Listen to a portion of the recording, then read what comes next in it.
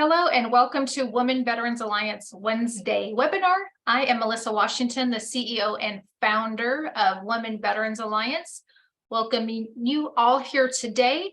If you're not familiar with our organization, we connect women veterans with each other and resources, and we do that through our online and in-person networking and events.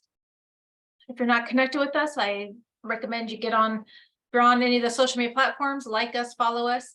Also to YouTube as well, subscribe to our channel, as this webinar will be posted there, as well as you can find previous webinars on our YouTube channel. If you're not familiar, again, with our organization, we do provide business career coaching. We have the only online directory for women veteran-owned businesses. We've got great resources. We have an allies directory, a listing of all women veteran memorials and monuments. And also too, we have a store. And if you're interested in membership, become a member today. September 8th through the 10th is our signature event, the Unconference in Las Vegas.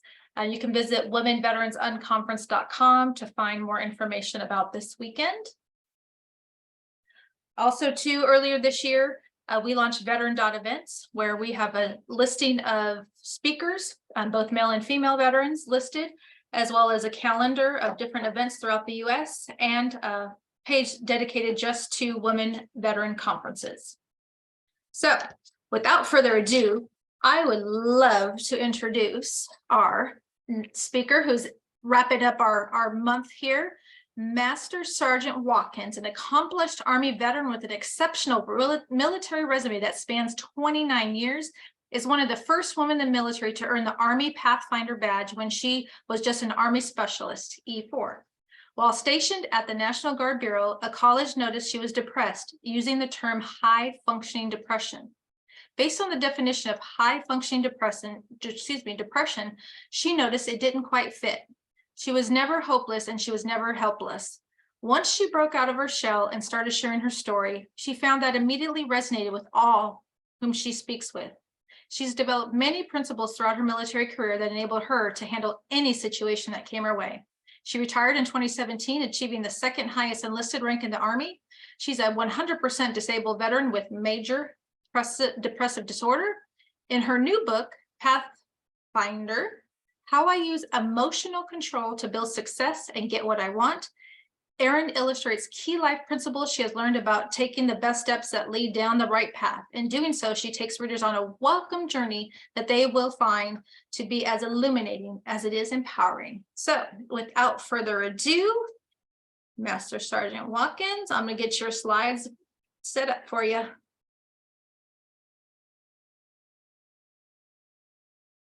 All right.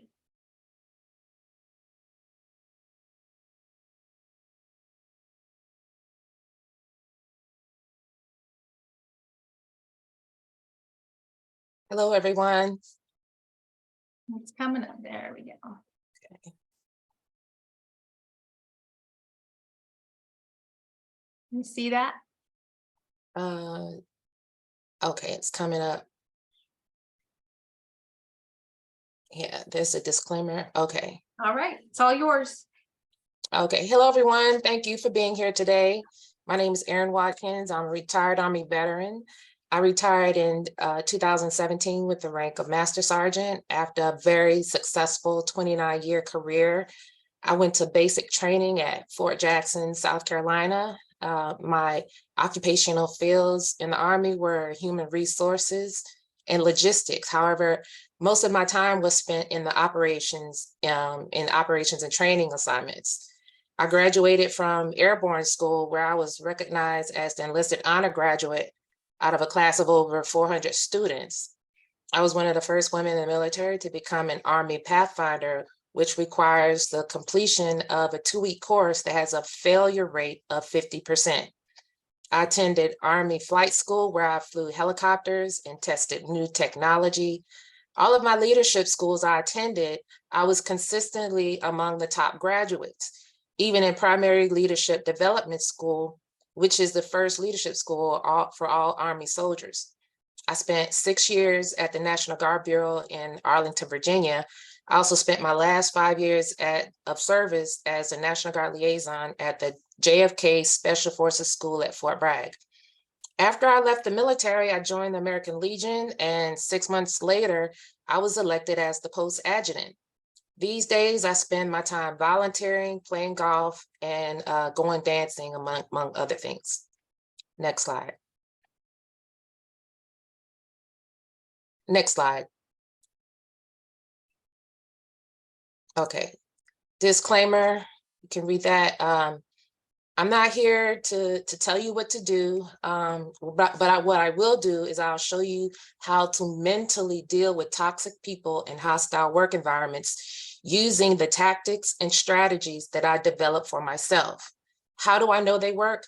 Because every time I found myself in these situations, no matter where I went, the toxic people all did the same things. It seemed that they all read from the same playbook. So it's up to you to recognize these tactics so you can deal with them as they happen. Next slide. So using tried and true methods, you're going to learn how to be your best self, use patience and strategy to win, disconnect from trauma in real time, how to use microagreements to move forward and always get what you want.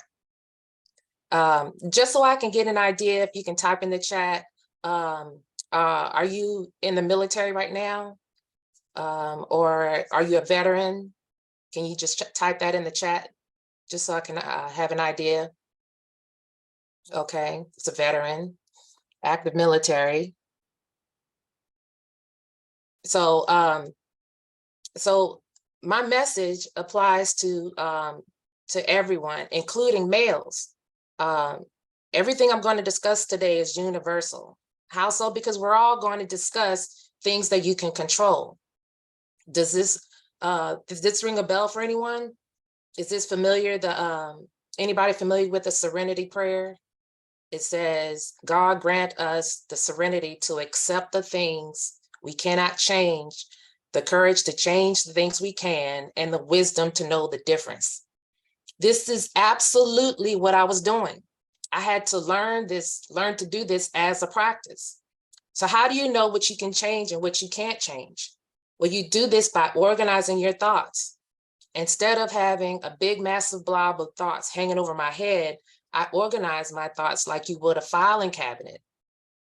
How is this possible?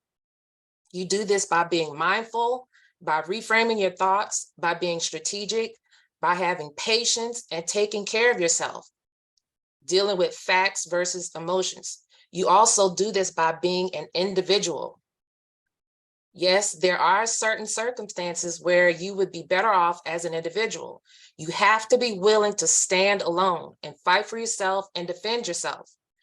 Believe in yourself and your abilities. You are intelligent, you work hard, and you are deserving of all the goodness that life has to offer.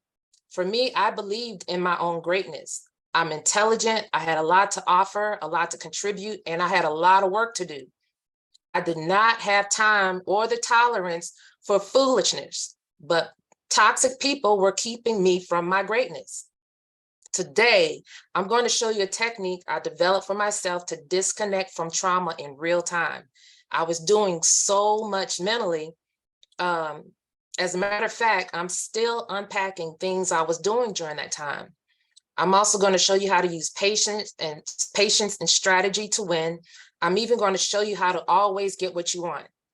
And this is just a snapshot of what I was doing mentally. Next slide.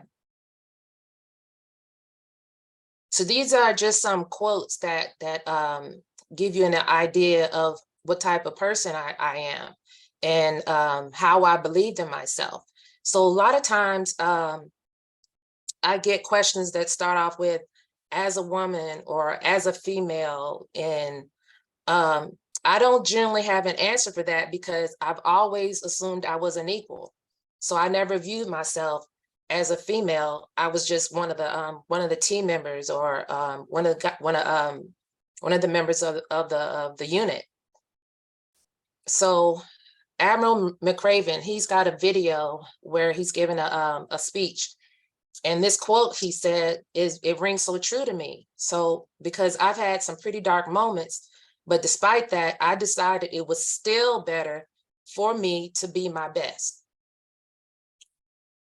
And the last one about being an individual, when I was going through it, it got pretty lonely, but loneliness isn't always a bad thing. This is how I got to know my true self. Next slide.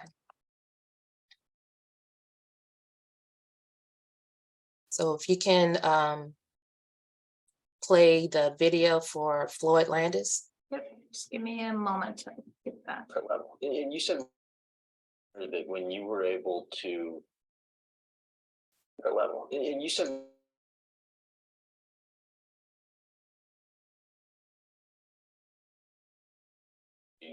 all the difference in the world, right? Right. Well, at some point I decided that, and I really had to stop and think, because I would get done with the stages and I was literally afraid. I didn't crash, but I was sure I was going to at some point, and it was completely out of my control because it was decisions that people were making around me. I decided that this was my goal and this was my dream, and if I was going to be here and I was going to be taking these risks, I might as well just accept it and stop being afraid and just stay focused, and just, I might as well be the best I can be at it. And if I'm going to be here and taking these risks, I either got to accept that that's what they are, or just quit, because I can't just ride around being afraid. I won't get anything out of it. I'll end up losing all the time, and no good will come of that, right? So I finally just taught myself to sort of pretend it was a war. Just pretend that there's a chance I'll get killed, but this is what I have to do. I have to be here because this is what I decided I'm going to do. And eventually I stopped being afraid, and the risk didn't change at all, but I just accepted it. And once I did that, I think that separated me from a lot of the other guys there, because I don't think a lot of them ever learned that. Yeah, so however anyone feels about Floyd Landis, what he says in this video makes so much sense to me. Once I found myself in a toxic environment, I almost immediately accepted that that's what I was dealing with. I learned to do this because then I could start taking action to protect and defend myself. I wasn't stuck on questions like, what is going on? What is happening? Is this real? Has anyone ever said this? I can't believe he said that to me, or I can't believe she did that to me. I can't believe this is happening to me. You get stuck on those questions. How about a job or position? Yeah, that was good at first, but you notice things are starting to get difficult. How about a family member or a close friend you have a difficult relationship with? You know, do you know anyone who's ever been in a relationship for years thinking the other person is going to change? What other types of situations does this apply to? The problem is some people don't accept their circumstances. The sooner you accept what you're dealing with, the sooner you can start taking steps to mitigate and move forward. Have you heard that phrase, when people show you who they are, believe them? That's what I'm talking about. The sooner you believe them, the better. And this applies to anyone, friends, family, colleagues you've known for years. People have a purpose in your life, and sometimes we hold on to these people past their purpose. Once someone has served their purpose, let them go. You have to recognize these people and treat them accordingly. All of this is part of acceptance. For me, when it hit the fan, all bets are off, and I took action. I became an individual. Next slide.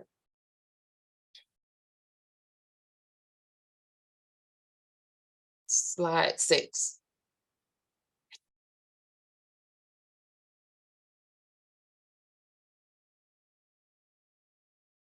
First things first, yeah. Okay, so one day back in 2017, I decided to write down a few sentences that describe myself.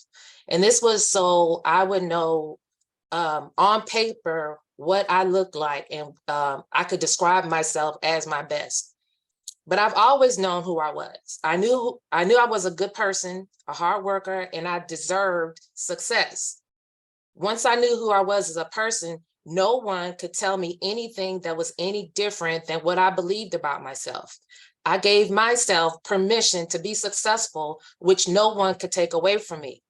When I wasn't getting the accolades on the job like everyone else, I decided for myself to define what success looked like. I knew my job. I was on time. I was in the proper uniform with the right equipment. I was fit. I was responsible, organized. I had integrity. I did what I was supposed to do. So ask yourself these questions. Am I helpful? Do I ask for help? Do I do what I'm supposed to do without being asked? Am I disruptive? Do I complain with no solutions? Am I a good follower? Do I take charge when no one else will? Or do I take charge when I'm supposed to? Do people come to me for advice or assistance? Do people trust my judgment? I'm talking about not only colleagues, but your leaders as well. Some people might say that when you're in these conflicts, you are the common denominator. So you might be the cause of all this turmoil. Was I contributing to my own detriment? However, once I looked at myself in the mirror, I could then eliminate the common denominator, which was me. I was not the problem, they were. Next slide.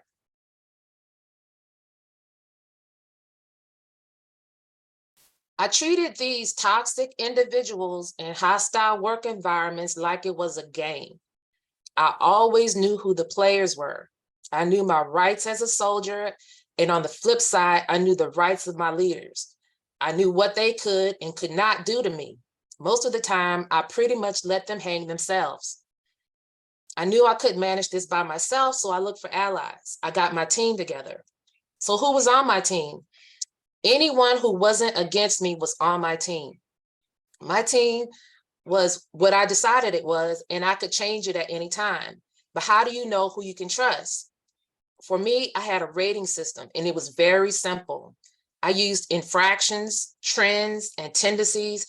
I was able to determine who was on my team and who wasn't. Were they on the field or were they on the bench? I could kick them off my team if I wanted, or I could even let them back on my team if I wanted. My team included resources such as people whose job it was to help me. If they did their job, then they were on my team. I remember spending a lot of time trying to understand the dynamics of what was happening to me. I discovered that what was happening was very similar to a domestic violence relationship. These toxic people use the same tactics that any abuser would use: isolation, degradation, humiliation, punishment, threats, exhaustion. Isn't any of that sound familiar to anyone? Once I figured it out, the light bulb turned on. I went online and started searching for symptoms of what I felt, and I found a lot of similarities between the hostile work environment I was in and the very isolated, and dealing with it was very exhausting. I had been in a domestic violence relationship before, so there was some familiarity. What I later discovered was that many of the tactics used were akin to psychological torture. Yeah, you heard me right. There's this thing called Biederman's chart of coercion. I highly recommend you look that up, or you can email me and I'll send you a link. On this chart, the one that was really telling was forcing trivial demands. These were tactics used against the target to enforce compliance. So, for example, if you and I are standing in the same place, in same space, and I drop a pen and I ask you to pick it up, I'm just giving you a command or an order just to get you to do something, just because I told you to do it. Here's another example is when I was at Fort Bragg, I had created an email account for myself, and this officer I was having trouble with asked me to make one for him. First of all, by the nature of him being there, he was obviously capable of doing this for himself. Ordinarily, I would have done it, but I decided that I wasn't going to do it. I told him I would, but I just never did it. You see how this is all mental? Of course, I did not know a lot of this while I was going through it, but I knew it didn't feel right. In some instances, it just felt evil. It makes you want to ask, why is this happening? I distinctly remember deciding that the why was not important. How did I come to that conclusion? It was because it was taking up too much of my time. I needed to spend my time figuring out how to deal with the things with things versus understanding the why. The why can come later, or it may not come at all, and I had to be okay with that. Then, are you taking care of your health? Remember, this whole environment is exhausting, both mentally and physically. It can take a toll on anyone. So one of the best things you can do is to help your body take care of you. I'm no medical professional, but I know your body is a wondrous thing. Your mind is very powerful. So you have to do things to stay as healthy as possible. You got to eat right, drink water, get enough sleep, exercise, and have a hobby. I also have to add one more, have a counselor. For me, this is one that I was missing because I didn't trust anyone. Next slide. So when I was going through it, I started to notice patterns. It seemed to me that toxic people all tended to read from the same playbook because they all seem to do the same things. The trick is to know when it happens. How? For me, I would start to feel uncomfortable. So you have to notice when things start to feel uncomfortable. Your body will tell you when something is not right. If something doesn't feel right, you need to address it. And the quicker you notice this, the better. You notice it and then take action steps to mitigate and navigate. Focus on patterns. What are some patterns that you could notice in the workplace? You know, things that would cause you to feel uncomfortable. What are some examples of what to look for? If you could type in the chat, if you've experienced this before, what are some things that you noticed about yourself that would give you a signal that you were uncomfortable? For example, feeling anxious for seemingly no reason, feelings of dread. Do you dread going to work? You know, do you dread having to see that certain person? What are some physical signs that you can notice? You know, things that your body is reacting to, that your body will do when you're in an uncomfortable situation. Like your heart, it starts to race. For me, I was gritting my teeth a lot. Shallow breathing, you're not taking deep breaths. Wrinkled forehead, are you wrinkling your forehead? Sometimes you get warm cheeks. Next slide. Yeah, avoiding people, tightness in the chest, skip breathing. Yes, all of that. That's so important to notice those things when they happen to you. So Lance Corporal Catherine Arnett, she's in the Marines, she's stationed in Japan. I came across her story and I was in this group where they shared what was happening to her. And her story was she declined to take the shot for whatever her reason. She said, no, thank you. While being stationed in Japan, now mind you, she's an E4, she had to have been maybe 20, 21, maybe. She was kicked out of the barracks in Japan. But for me, that meant that she had a mindset that was already developed. And I knew I could help her mentally deal with what she was going through. I knew just by nature of her being kicked out of the barracks, she was in a hostile environment. But how do you know, she asked me, how do you get them to do what you want? You can't control their actions. So what you can do is you can present the information and defend your position.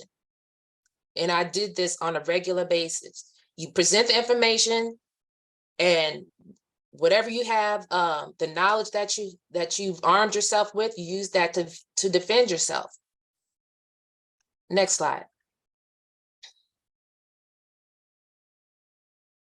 So what do you do when you start to feel uncomfortable? You notice the thing, you give it a name if you have to, so you can recognize it. At this point, do you even know what you want? So noticing is the first step. Once you notice, the sooner you notice, the better. The sooner you can start taking action. And then once you notice, then you have to decide for yourself, what do you want to do? Where do you want to stay in this environment that you're in? Or do you want to continue this relationship or not? You have to make a decision. Next slide. So I found this, I'm a visual person. So I found this image from the movie. I don't know if you all have seen it, but it's the Hunt for Red October. And this is an example of what I was doing mentally. So for example, I was in Virginia and I had just come out of my boss's office, hostile work environment. And I knew that the situation I was dealing with was not sustainable, and I needed to do something, but what? I needed to decide. First of all, I had to understand what I was dealing with.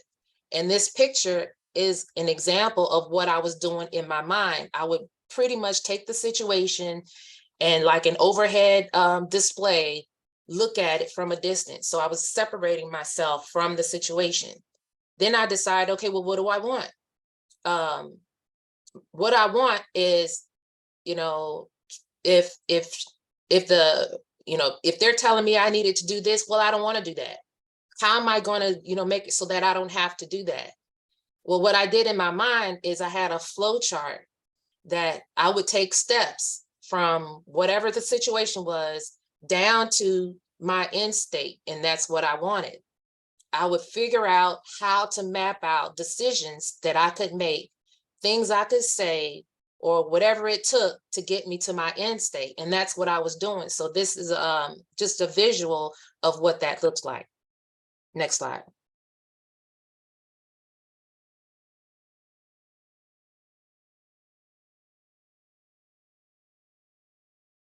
So now we're going to talk about detaching in real time. If you could play the video. Easy, but to punch through that gravity that your brain makes with emotion and chaos and mayhem, that's the hard part. The hard part is to notice that you're stuck in the gravitational pull of all that emotion. So you got to pay attention to that. And what you really want to try and do is it's what you just said, try and detach yourself before the gravity and the gravity of the emotions and the chaos builds up. If you can detach before that, then you don't have to break through it. You're already outside that realm. And so it's much easier. So it's like there's quicksand in front of you, and it's much easier to just see the quicksand and just say, I'm not going to step in there, than it is to walk in there, go up into your waist and start getting sucked down, and then decide, oh, I'm going to pull myself out of that. It's a lot harder. So you got to look for those signs. You got to look for that moment when you start feeling emotional, or you know that it's going to be something emotional. You've got to step back from those and get yourself in the habit of asking yourself, what do I look like right now? What does Jocko look like right now? What does Jocko sound like right now? Listen to yourself talk. Listen to the words that are coming out of your mouth and see if you're being a reasonable human or not.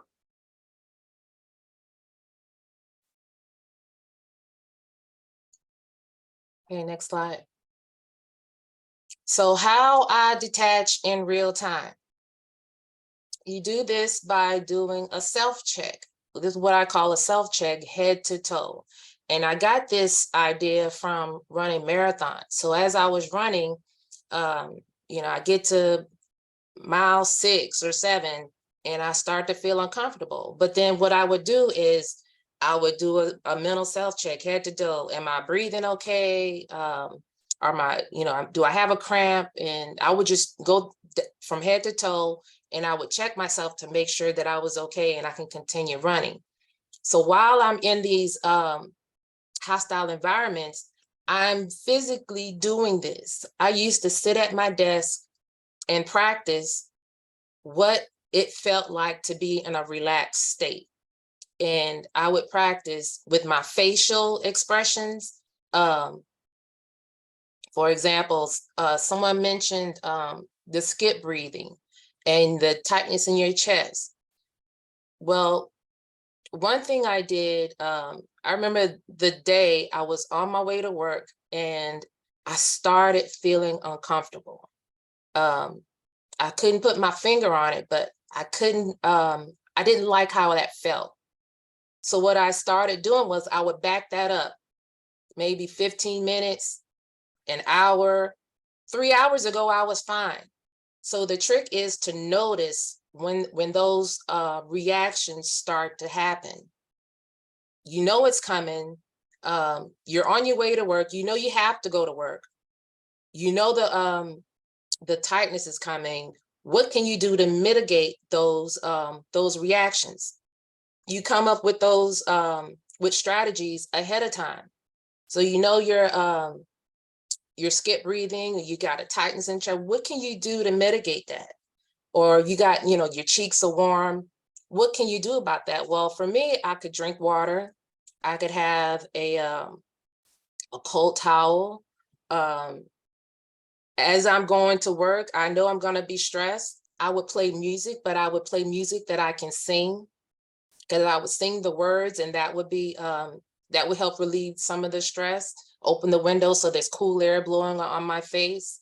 For gritting my teeth, I started wearing a mouth guard, and it was small enough that you couldn't tell I was wearing it. I had it in my mouth, but what that did for me was it enabled me to notice when I started gritting my teeth, because before, by the time I noticed it, my jaws were tired. So, and that was exhausting. So, so you come up with all these strategies to help mitigate the reactions, and you write these strategies down ahead of time. I would also notice my tone of voice when I'm talking to people. So as you hear my tone of voice right now, it's pretty calm, it's pretty stable.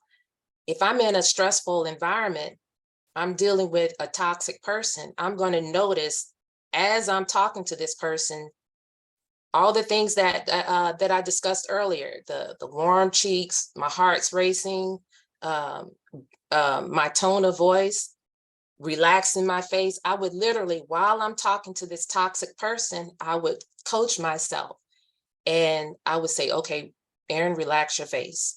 Relax your face. And I would remember, because I practiced this sitting at my desk, what a relaxed face feels like.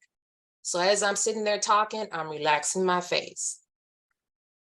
I know my heart is racing, so maybe I need to breathe some more. So I make sure that I'm taking deep breaths. As I'm in the toxic situation, I'm noticing these things, and I'm telling myself, I notice your heart is racing. Your heart is racing. Make sure you're breathing. But you're doing all this in real time. The trick is get your strategies. You know you're going to get there to that hostile situation and that toxic person. You're going to start using these strategies ahead of time. So as you practice, because you have to practice, your timeline is going to get longer.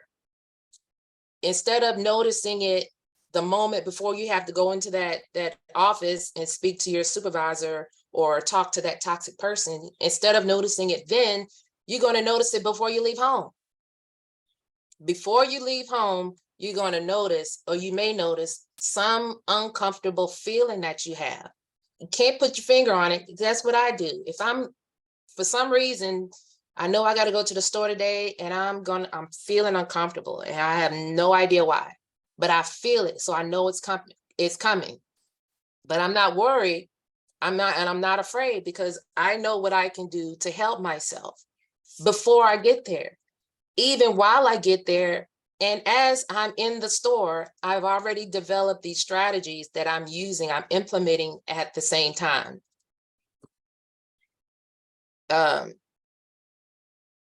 Yeah, feel my heart racing.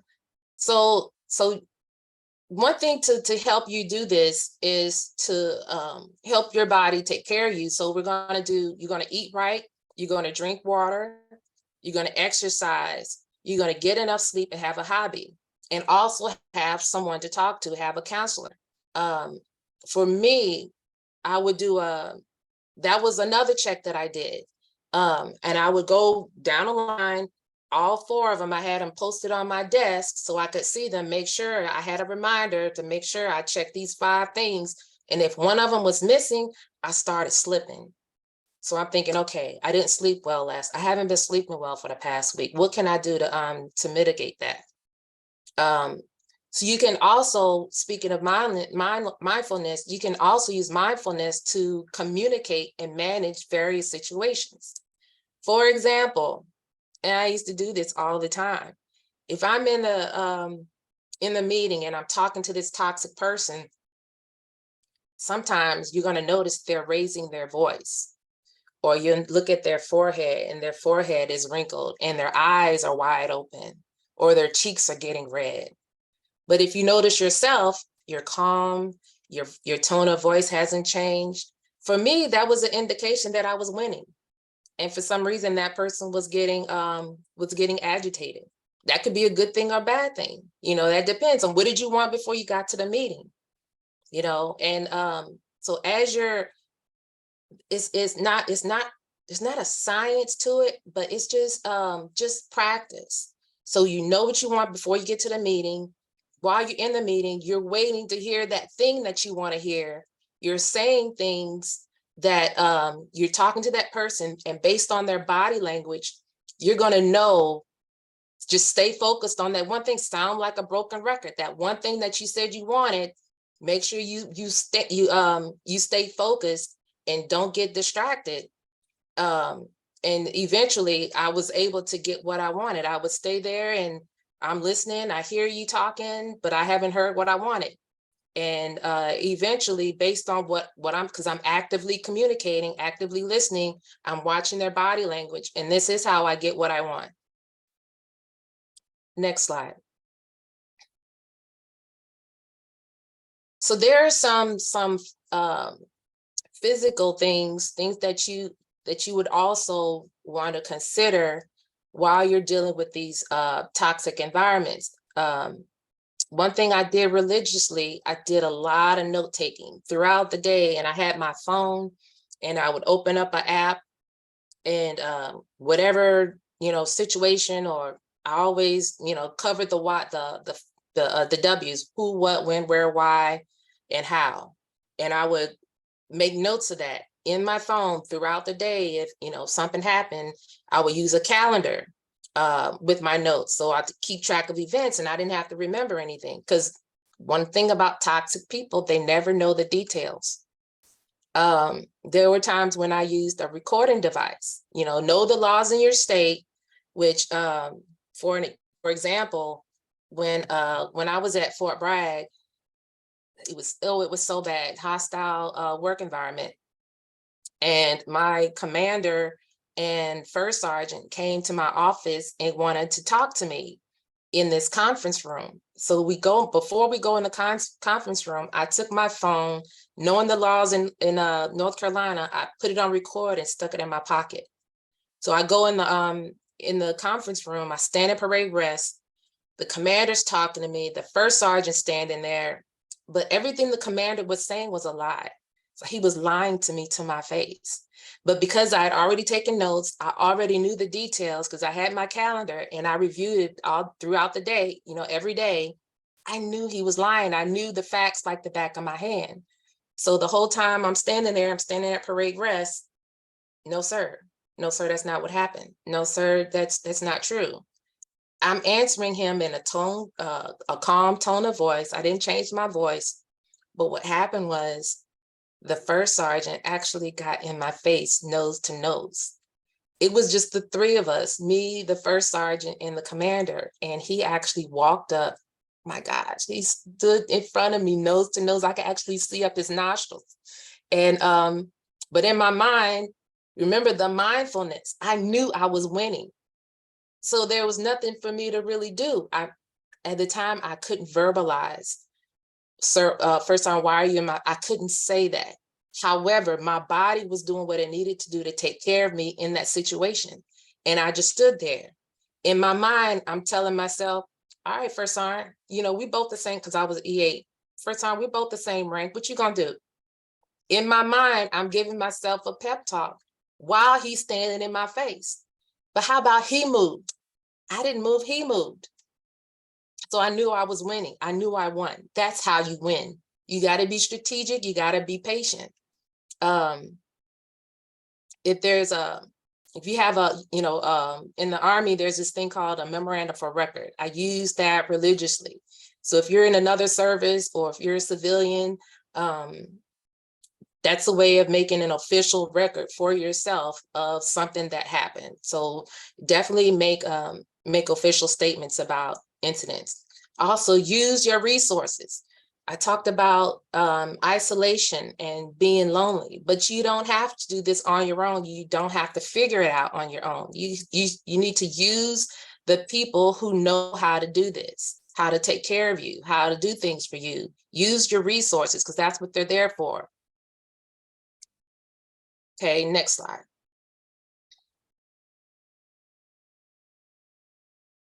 Hey, Aaron, before you start, remember I have to do a hard stop. I can make you the host because I got to get off in about 2 minutes to make you the host. I don't know how much longer you have. It's like a couple more minutes. Okay, I can. Yep, go ahead. Sorry to interrupt. Okay, sure. So winning is all mental. What you would want to do is practice reframing your thoughts. I said this to myself all the time. I'm always a winner and I never lose. Know what you want beforehand. Before you go in the meeting, what do you want? What do you want out of the meeting? Know that before you get there, and listen more than you speak because there are gems out there. A lot of times toxic people will tell on themselves. All you got to do is just listen and be patient. Never interrupt an idiot in motion. Never argue the obvious with a know-it-all. That's just frustrating. If you know the answer, they're lying. There's no need to argue about it. Just, let them say whatever, and then you handle that accordingly. Next slide.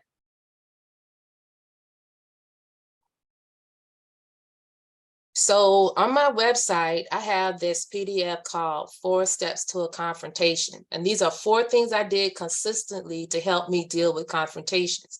And I rinsed and repeated every time, no matter what it was. And then I have my philosophies. These are over 40 philosophies that I live by to help me be successful in a hostile work environment. And these are just things that I came up for myself that help me be my best and deal with toxic people. Next slide. So today only, I wanted to offer, if anyone is interested in becoming an author, a lot of veterans and people that I talk to, they have a story they want to tell, but they don't know how to get it down, how to write it, how to become an author, get their book published, however they want. I have just today only, and you can email me. I have 5 open slots for a pilot program where I've started this publishing company where I want to help veterans tell their story. Now that I've cracked the code, I started writing my book last summer actually, and I'll be publishing it either this month or next month. And then coaching. So I was coaching people online all the time, helping them through conflicts and crises. I was doing that remotely online. I have 5 open slots. I'm starting a pilot program where I will take on, 5 people that are interested in a coaching program that I'm starting. And we can apply for the program. The next slide. So if you're interested, there's my website, my web address, and my email address. You can send me an email if you're interested in the coaching program, or if you want to become an author. Just send me an email of what you want to do, and I'll send you the application. It's an online application that you can fill out and submit. And these are my other contact information where you can find me. And that concludes today's presentation.